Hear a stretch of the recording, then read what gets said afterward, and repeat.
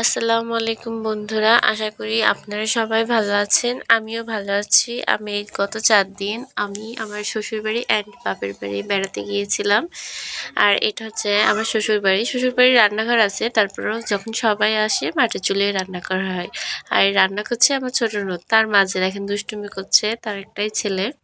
এদিক থেকে রান্না হচ্ছে খাসির গোশ, তার আগে রান্না হয়ে গেছে মুরগির গোশ। আর এই দেখেন এই সিঁড়ির পরে বসে সবাই আমরা গল্প করি অ্যান্ড এদিকে রান্না হয়, কত যে মজা হয়। তারপর আবার আমি আসবো বলে আমার বড় ননদ, মেজর ননদ, ছোট ননদ সবাই আসছে। মেজর ননদটা আমরা আসার পরে এসেছে। আর এদিকে পিঠে বানায় রাখছে। বড় ভাবি বলে কথা, ভালোবাসা বলে কথা। যেখানে ভাবি ননদদের খাওয়াবে রান্না বান্না করে, সেখানে ননদাই রান্না বান্না করে ভাবিকে খাওয়াচ্ছে। তারপরে আমি একটা রান্না শুরু করলাম ওল দিয়ে, মাছ দিয়ে। প্রথমে কড়াইতে যেভাবে মশলাটা ভুনা করে নিয়েছি, তারপরে ওল দিয়েছি, একটু হলুদ, লবণ হলুদ দিয়ে ভালো করে কষায় নিচ্ছি, ঢাকনাতে ঢেকে রাখছি। তারপরে দিয়ে দিচ্ছি জিরা, গরম মশলা বাটা, একটু আদা বাটা দিয়ে এটাকে আমি ভালো করে কষিয়ে নিয়ে দিয়ে দেবো নারকেলের দুধ। তারপর উতলে দিয়ে দেবো মাছ।